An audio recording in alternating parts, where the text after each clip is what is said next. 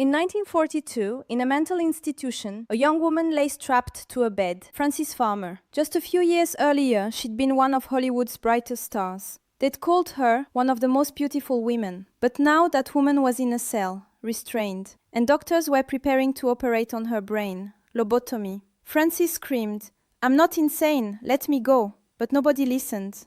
Because Frances Farmer's crime wasn't being insane. Her crime was refusing to follow Hollywood's rules, rebelling against the system, and the system was giving her its punishment.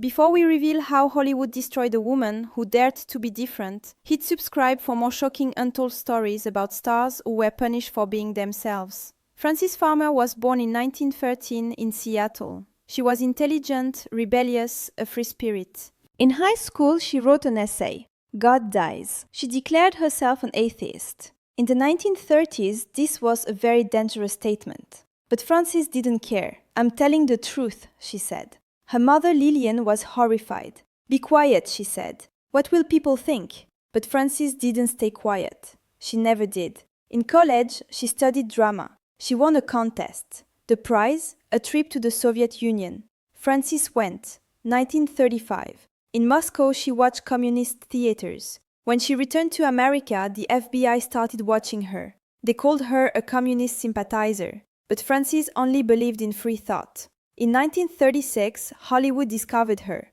Paramount Studios offered a contract. Frances came to Hollywood. Her first film, Too Many Parents. She was beautiful, talented. The studio wanted to make her a star. But Frances didn't love Hollywood. "It's a fake world," she said. "Everyone lies." The studio was shocked. "This woman will cause problems," they said. Frances refused party invitations. She refused interviews. She refused photo shoots. "I'm an actress," she said, "not a circus monkey." Hollywood got angry. Because in Hollywood, those who didn't conform were punished.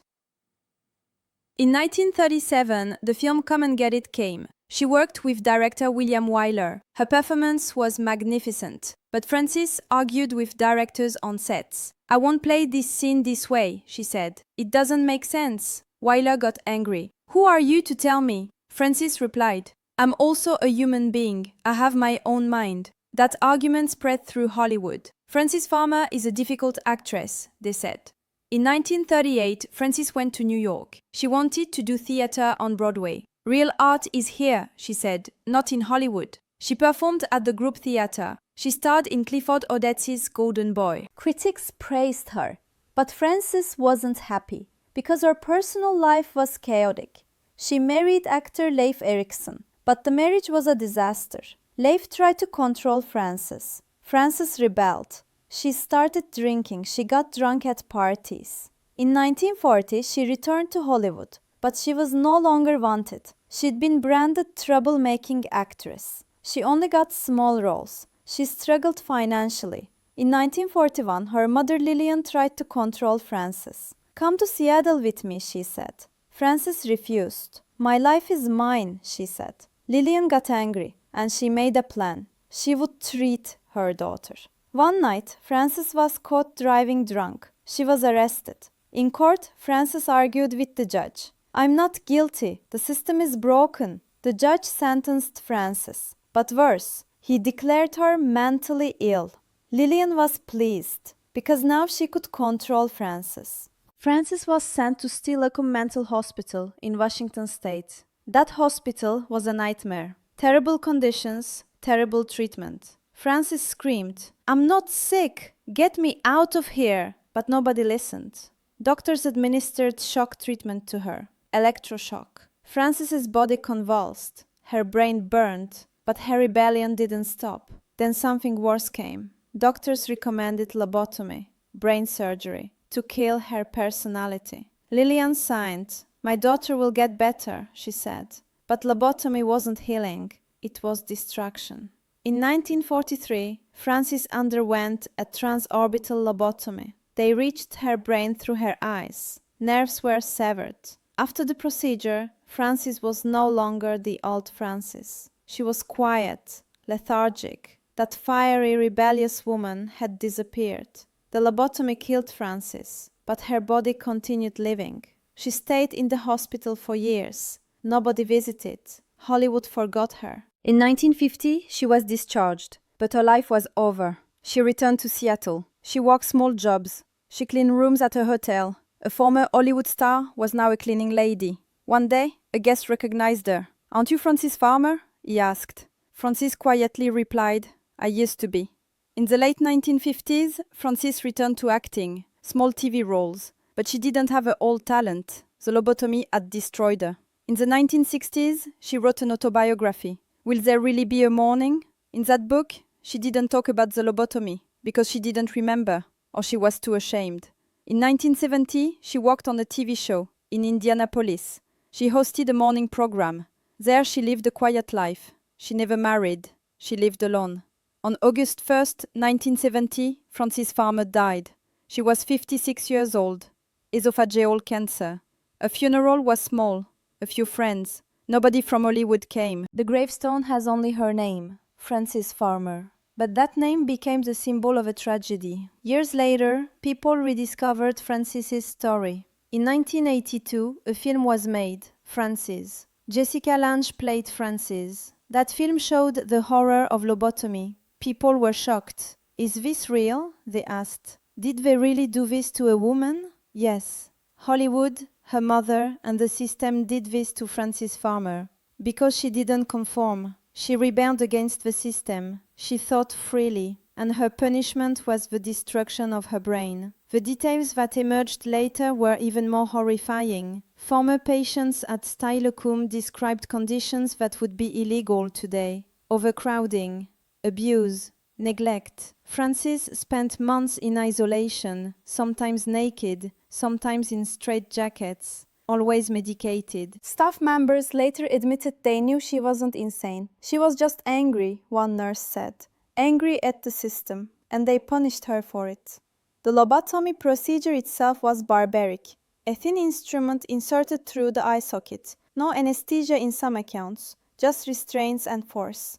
The doctor who performed it, Walter Freeman, was a controversial figure. He performed thousands of lobotomies. He called it mercy, but it was mutilation. After the procedure, Frances couldn't remember much of her acting career. She couldn't remember the rebellion that had defined her. She couldn't remember why she was even there. She became docile, compliant, everything her mother had wanted. But the price was Frances herself, the woman who'd challenged Hollywood, who'd spoken her mind, who'd refused to be controlled. That woman died on the operating table. What remained was a shell. When Frances was finally released in 1950, she was 36 years old. She'd lost 7 years to the hospital, and she'd lost herself. She tried to rebuild. She took secretary jobs. She avoided publicity. She tried to forget. But people wouldn't let her forget. Whenever someone recognized her, they'd ask questions. "What happened to you? Why did you disappear?" Frances would smile politely and change the subject, because the truth was too painful and nobody would believe it anyway. The small TV roles she got in the late 1950s showed a different Frances. Stiff, mechanical, the spark was gone. The passion was dead.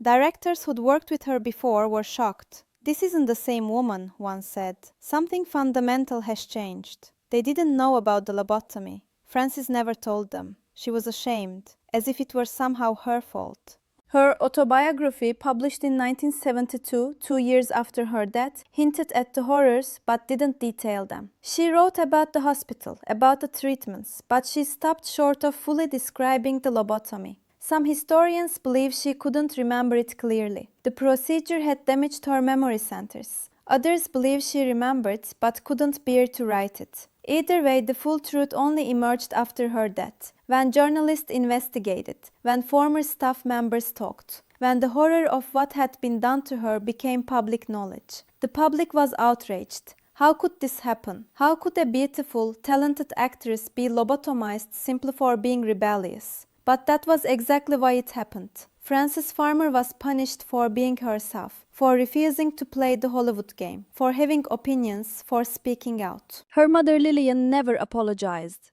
never admitted wrongdoing. She died believing she'd done the right thing, that she'd saved her daughter. But she hadn't saved Frances. She'd destroyed her, with the help of a system that feared strong women, that punished nonconformity, that chose control over freedom. Frances's story became a cautionary tale about Hollywood's cruelty, about mental health abuse, about what happens when society tries to break those who won't bend. In the decades after her death, Frances Farmer became a symbol for feminists fighting against oppression, for mental health advocates fighting against abuse, for anyone who'd ever been punished for being different. Her story inspired books, films, songs. Kurt Cobain wore a t-shirt with her face. She became an icon of rebellion, even in death. Frances Farmer could have been one of Hollywood's brightest stars, but she didn't follow the rules.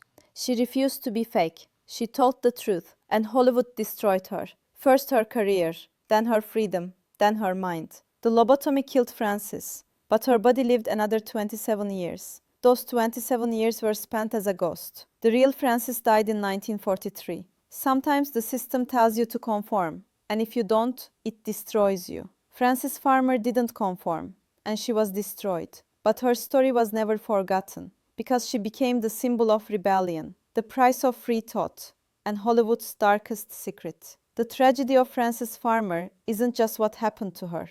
It's that it could happen at all. That a woman could be lobotomized for having opinions, for being difficult, for refusing to be controlled. Her story reminds us that fame doesn't protect you. Beauty doesn't save you. Talent isn't enough. If you threaten the system will destroy you. And in Frances Farmer's case, they did it with surgical precision. She wanted to be free, so they took away her ability to want anything. She wanted to think, so they cut the parts of her brain that let her think clearly. She wanted to rebel, so they made rebellion impossible. Frances Farmer's story is Hollywood's greatest shame, a reminder of what happens when power meets defiance, when control meets freedom, and the woman who wouldn't be silenced was silenced in the most brutal way possible, with a blade through her brain.